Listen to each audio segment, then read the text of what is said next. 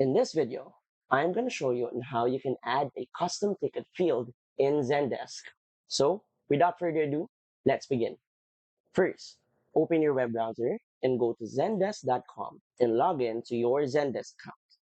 From here, click on Support on the top left, and then click on Admin Center.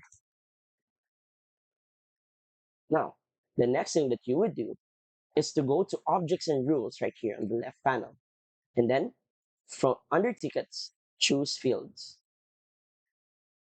This is where you should see all the standard fields currently used in your Zendesk account. But to add a custom field, click right here.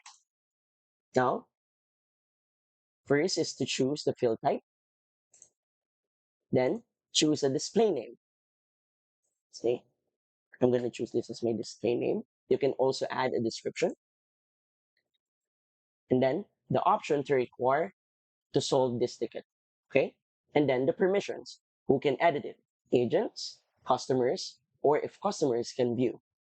After that, you can add values on right here and even tags. Of course, you can also add a default value.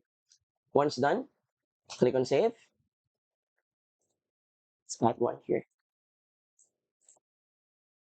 Save.